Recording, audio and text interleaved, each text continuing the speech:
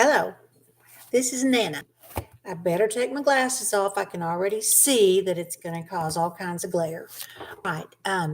It's late again. This is when I seem to get my energy up to dispense all this vital information to all you young folks. You really need to know all of this. Okay, good evening. I am Nana. I am just a few weeks away from turning 69 years old. This qualifies me as being a true Nana, old enough that pretty much everybody has to listen to me. It's the respectable thing to do. Now, as a Nana, it is my job to provide you with knowledge and wisdom that will help you to be safe in your young life. Tonight, our subject will be how to not get killed. I find this to be vital, important information. The way that I've learned how not to get killed is by being observant. I watch the news, I listen to people, I do a lot of research and study because I am an author. I write murder mystery and suspense books, so I kind of have to know about the bad stuff that goes on in the world if I'm going to write about it. And another thing is, I watch like a megaton of true crime and forensic shows, and I suggest that all of you do that. You will pick up a lot of valuable information by finding out what other people did wrong that got them killed and keep you from getting killed. All right, the first thing I have on my list here is do not be named John Doe or Jane Doe. Now, this sounds like something that might be difficult to accomplish since you don't usually get to choose your own name, but here's the thing. If you've watched as many forensic shows as I have, you'll notice that every time a body is brought into the morgue and they don't know who it is, it turns out to be John Doe or Jane Doe. Now, I know those people didn't choose for that to be their name. So the thing is, if you are named John Doe or Jane Doe, I suggest you immediately take legal action to change your name. It should lower your chances of being dead and in the morgue significantly. Anything you can do to not be named John Doe or Jane Doe, do it immediately, even if it costs money and you have to get a lawyer, okay? Second thing is, do not ever attend an event of any kind where Jessica J.B. Fletcher is going to be present. I have noticed from watching many years of Murder, She Wrote that just about everywhere that Jessica Fletcher goes, somebody gets killed.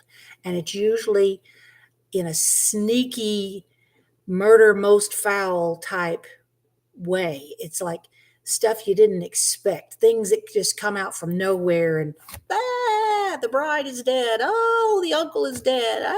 There's somebody dead in the barn. Wherever J.B. Fletcher goes, people die. So don't go anywhere that J.B. Fletcher goes. Okay, do not jog or hike in remote areas. Now, this one is especially important. Who finds bodies all the time?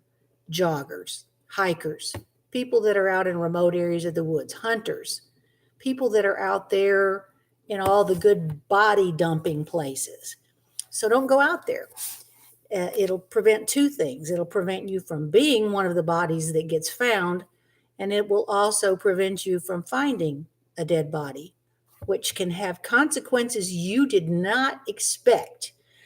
One of the consequences would be that you would become the number one suspect because you were the one that found the body. Okay, they'll say, found the body, did you? Yeah, you found it right after you killed them. No, just don't go in those places, okay? Don't go to bars, especially not alone. I mean, good grief. How many serial killers and perverts and all kinds of bad people hang out in bars? If you have to be at a bar for some reason, don't be there alone. Have a buddy with you, have a friend with you, And whatever you do, never leave a drink unattended. I mean, it doesn't take apparently but a second for somebody to slip something in your drink, and it's pretty much over after that. So, number one, don't go there. Number two, if you are there, have a friend with you. Number three, if you're there and you order anything to drink, even if it's Dr. Pepper, watch it every second. They also have some nail polish these days, I understand, that can detect Rohypnol in your drink. So if you can get hold of some of that, get you some nail polish, the kind that all you have to do is dip your finger in your drink and it'll change colors if your drink has been drugged. Okay? Don't get into cars with strangers. If for some reason you find yourself at a bar or a party or whatever, and you're without a ride home for some reason, don't get in a car with a stranger. Don't ever. I'm not even crazy about Uber because basically it's getting in a car with a stranger. But they do have a little more security than just somebody at the party or the bar said, I'll give you a ride home. It's right on my way. No, don't get in that car. Don't use dating apps. Okay, you don't know who you're talking to when you're talking online. They won't all be nice red haired with silver and gray nanas. They won't be who they say they are. Always assume the worst. Anybody you meet online, assume they are not who they say they are and that they're out to get you. If you just assume that, you'll be better off. Never be distracted by your cell phone when you're out in public. You have got to be watching where you're going, watching who's around you, watching everything in the vicinity. And you don't need to be looking down at your telephone screen. You can, if nothing else, you can get run over by a bus. I mean, good grief. Keep the phone handy in case you have to make a call for help, but don't be staring at it. Okay, park in well-lit areas. Ladies, get a security guard to walk you to your car if you don't have a friend with you. And as soon as you're inside the car, lock it. And then don't sit there and piddle around and worry about your makeup or anything. When you're in that car, lock it and go. Start that engine and go. Here's one that you may not all agree with. Carry a gun. Okay? Carry a gun.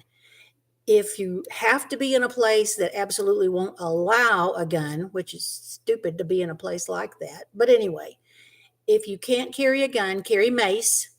And I don't care if they say no mace allowed. You carry that mace. Even if you have to do it surreptitiously, you carry mace. Another thing that you can use if you don't happen to have mace handy, something that you can keep in your car or even in your purse, is wasp spray, wasp killing spray. That stuff will shoot like 20 feet. And you put that in somebody's eyes and they ain't gonna keep coming after you. So that's good stuff to have around. Don't forget that there's a panic alarm on your key fob. If you're out in the parking lot or something and you see somebody shady looking that's approaching you, don't forget, hit that panic button. If you're anywhere near your car, it's going to make your car horn start going off. You know, it'll attract attention. It might scare off the bad guy. Speaking of bad guys, don't forget, not all bad guys are guys. There are some bad girls out there too. So don't assume that you're safe just because a stranger that you're close to happens to be female. No, they can be just as bad. Don't wear shoes you can't run in. Don't ever wear shoes that you can't run in. Now, if you're going to be somewhere that you have to be fancy and dressed up and all this, and you're going to be wearing heels, that's fine, but make sure you've got another pair of shoes before you go out into the parking lot or whatever. Switch into those flat shoes or comfortable shoes that you can run in and just carry your stylish shoes with you. Don't let fashion literally kill you. Okay, be home before midnight. There's not very many good reasons in this world to be out after midnight. Be home inside a locked home with the burglar alarm set. You're safer at home than you are just about anywhere in the world. Use an app like Life 360 that will let your loved ones know where you are at any given moment. It's you download it onto your smartphone, they have to download it onto their phone. They can keep track of where, well, what they're keeping track of is where your phone is. So make sure you got your phone with you, but they can keep track of where that is. If you're lost, they can help you find your way back. If you're detained, they'll know where you are. If you get in trouble, uh, say you were abducted or something, they can follow. They'll know where to tell the police to go. They'll know where you are. Use GPS when you're out traveling by yourself.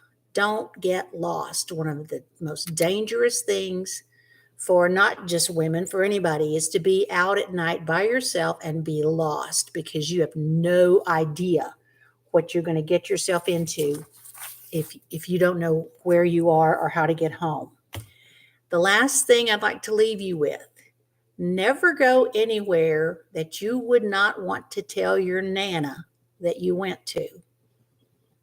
Some of the safest places you can be are the places that you don't mind Nana knowing that you're there. Okay? All right, this is Nana explaining it all. Tonight's message was how to not get killed. Next time, we'll be talking about a different subject, and it'll always be something that you need to know and that I know because I'm almost 69 years old and I'm a Nana. All right, have a good evening.